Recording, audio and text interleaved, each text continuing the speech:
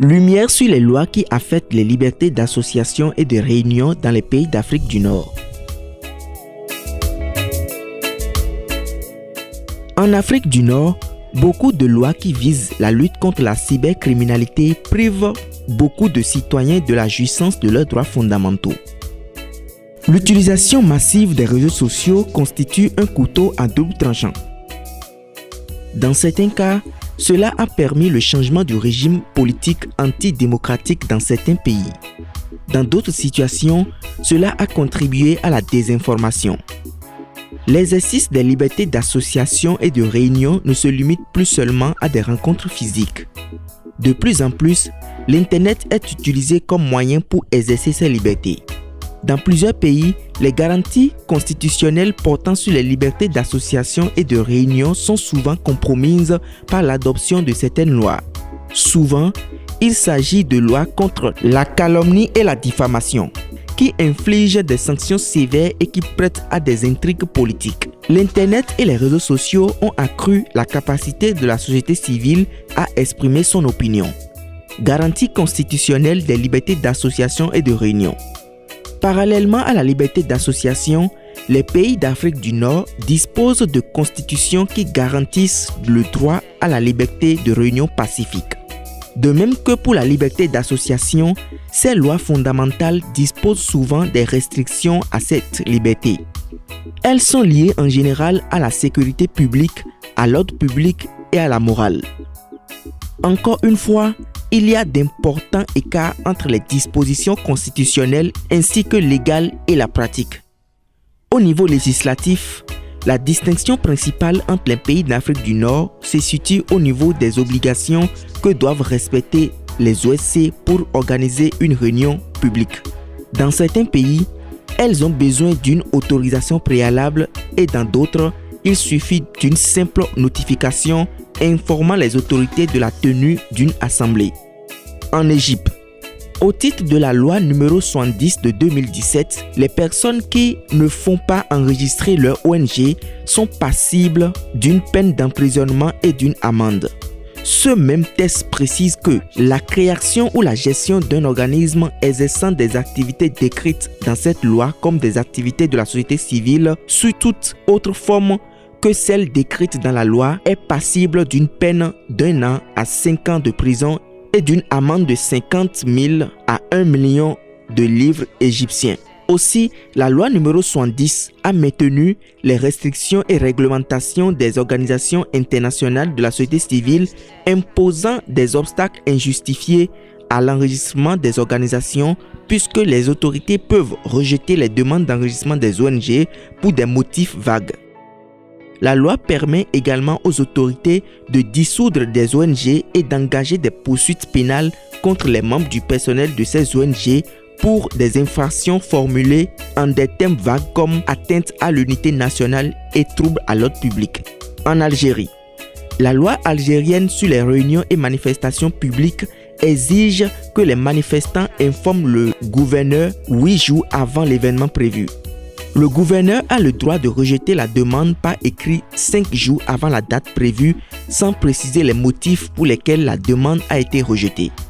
En outre, comme la loi libyenne, cette loi ne reconnaît pas les manifestations spontanées et les considère comme une infraction punissable.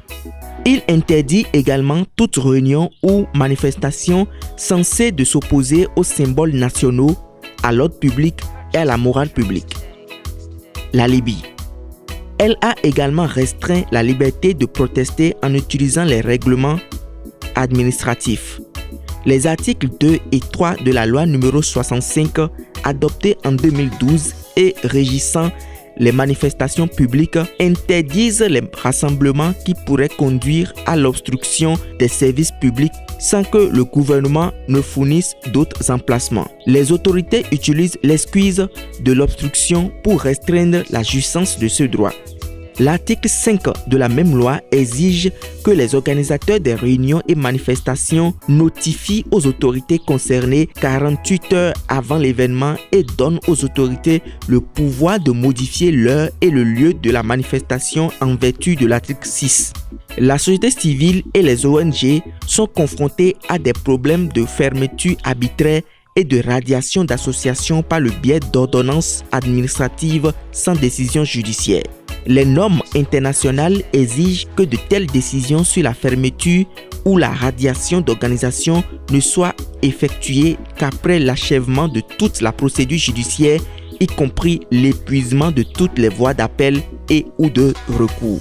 En Mauritanie, au titre du cadre juridique actuel relatif aux associations, des dizaines d'organisations œuvrant en faveur de la promotion et de la défense des droits humains se sont vues refuser l'autorisation de mener leurs activités. De plus, les organisations doivent obtenir l'autorisation préalable du ministère de l'Intérieur avant de pouvoir mener leurs activités. Bien que les organisations n'ayant pas obtenu cette autorisation soient tolérées, leurs membres et les personnes participant à leurs activités vivent dans la crainte d'être poursuivis en justice en raison de cette situation illégale ou de ne pas pouvoir recevoir de financement. Maroc. La loi marocaine sur l'assemblée publique exige aux organisateurs d'obtenir une autorisation préalable au moins 3 jours ouvrables avant la date d'une manifestation proposée. Les autorités administratives sont habilitées à interdire la manifestation si elles pensent que cela va perturber la sécurité publique et toute manifestation non autorisée entraîne une peine d'emprisonnement allant d'1 à 6 mois et une amende allant de 250 à 5000 dirhams. Les mêmes sanctions s'appliquent à quiconque participe à une manifestation non autorisée, fournit de fausses informations sur la manifestation ou organise une manifestation soit avant le dépôt de la demande, soit après que l'événement ait été interdit. Conclusion. En Afrique du Nord, la législation régissant les associations porte atteinte à la liberté inhérente de pratiquer ce droit en imposant l'approbation préalable des autorités avant qu'une organisation ne soit reconnue comme légitime. Les lois actuelles exigent que les personnes qui souhaitent créer une ONG suivent des procédures spécifiques et soumettent une demande aux organismes de réglementation dans leur pays respectif. Les autorités freinent souvent les tentatives d'enregistrement des associations en refusant de délivrer des documents appropriés qui pourraient permettre aux associations de prouver leur personnalité juridique. De telles actions obligent les associations à agir en dehors du cadre de la loi, ce qui les expose à des conséquences juridiques.